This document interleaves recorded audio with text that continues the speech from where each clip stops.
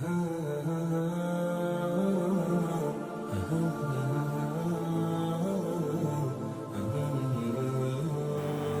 بخش فیض عالم مظہر نور خدا، نا کی سارا پیر کامل کاملارا رہنما۔ الحمدللہ، یہ اشعار سنتے ہی ناظرین آپ میری مراد پہچان گئے ہوں گے۔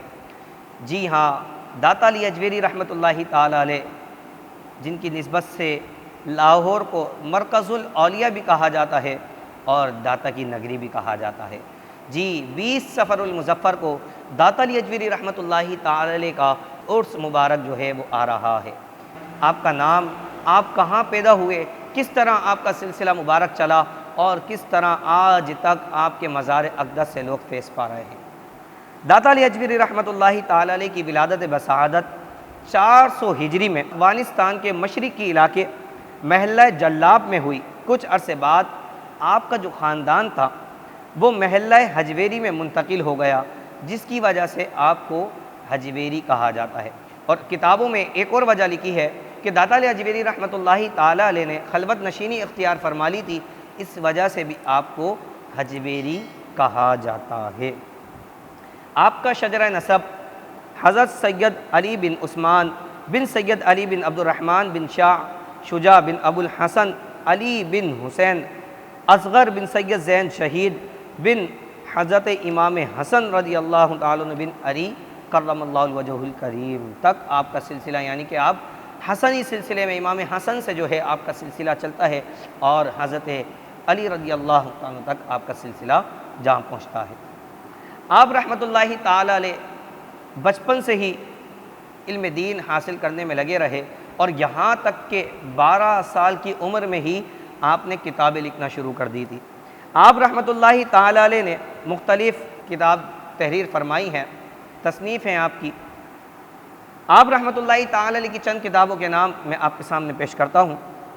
مثلا منہاج الدین، بحر القلوب، کتاب فنا و بقا، کشف الاسرار اور کشف المحجوب۔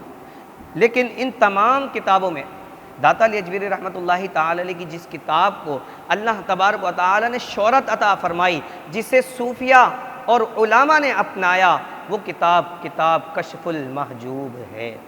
جی ہاں، اس کتاب میں آپ رحمۃ اللہ تعالی علیہ کے بے شمار اقوال اور تصوف کے حوالے سے بے شمار احادیث اقوال جو ہے وہ آپ رحمۃ اللہ تعالی علیہ نے ذکر کی ہیں۔ آپ رحمۃ اللہ تعالی علیہ حنفی مذہب سے تعلق رکھتے ہیں اور آپ کی بے شمار کرامتیں موجود ہیں۔ ایک مرتبہ داتا علی حجویری رحمۃ اللہ تعالی علیہ آپ مسجد میں نماز پڑھا رہے تھے کہ اچانک لوگوں میں یہ بات پھیل گئی کہ سمت کعبہ جو ہے وہ اس سمت پہ نہیں ہے جس سمت پر داتا علی اجویری رحمۃ اللہ تعالی علیہ نماز پڑھا رہے ہیں۔ آپ جب نماز سے فارغ ہوئے، لوگوں نے آپ کے پاس آ کر جب اس بات کو ذکر کیا تو آپ رحمۃ اللہ تعالی علیہ نے اسی وقت تمام جتنے بھی پردے حائل تھے تمام پردوں کو ہٹا دیا اور لوگوں نے دیکھا کہ آپ کے مصلی سے ڈائریکٹ سمت کعبہ، اسی سمت پر جس سمت پہ آپ رحمۃ اللہ تعالی نے نماز پڑھائی اسی سمت کعبہ نظر آ گیا۔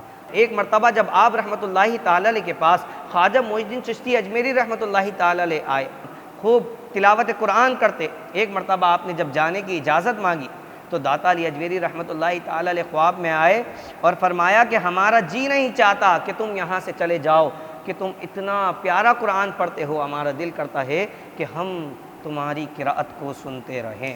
اللہ اکبر۔ لیکن نبی کریم صلی اللہ تعالی علیہ وسلم نے خواجہ معین الدین چشتی اجمیری رحمۃ اللہ تعالی علیہ کو ہند کی ڈیوٹی لگائی تھی، آپ کو ہند جانا تھا، ہندوستان۔ تو داتا علی اجویری رحمۃ اللہ تعالی نے آپ کو اجازت عطا فرمائی اور اس کے بعد جب آپ جانے لگے تو جاتے جاتے آپ نے ایسا شعر آپ کی بارگاہ میں پیش کیا کہ اللہ نے اس کو ایسی مقبولیت عطا فرمائی۔ آج بھی داتا علی اجویری رحمۃ اللہ تعالی علیہ کی اگر دربار پر حاضری کے لیے جانا ہو تو دیکھا جا سکتا ہے کہ وہ شعر لکھا ہوا ہے۔ آپ فرماتے ہیں، گنج بخش فیض عالم مظہر نور خدا، نا کی سارا پیر کامل کاملارا رہنما۔ اللہ اکبر۔ سیدی امیر اہل سنت دامت برکاتہم العالیہ فرماتے ہیں کہ جب ایک مرتبہ مجھے مدینے جانا تھا اور مدینے جانے کا سفر میرا کینسل ہو گیا اسی دوران میں داتا علی اجویری رحمۃ اللہ تعالی علیہ کے مزار پر حاضر ہوا اور میں نے آپ کی بارگاہ میں آپ کے وسیلے سے دعا مانگی۔ اللہ تبارک و تعالی نے چند روز بعد ہی مجھے جو ہے وہ حاضری مدینہ عطا فرما دیا۔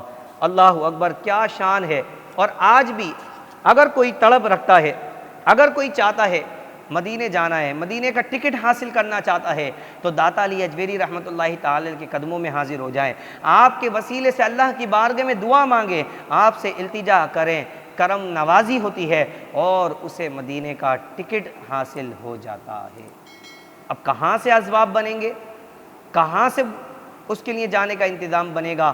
یہ تو اللہ والوں کی نظر کرم ہے کہ جب ان کی نظر کرم ہو جاتی ہیں تو کسی شاعر نے کہا نا کہ کہاں کی دولت، کہاں کا منصب، قسم خدا کی یہ ہے حقیقت، جنہیں بلایا ہے مصطفیٰ نے وہی مدینے جا رہے ہیں۔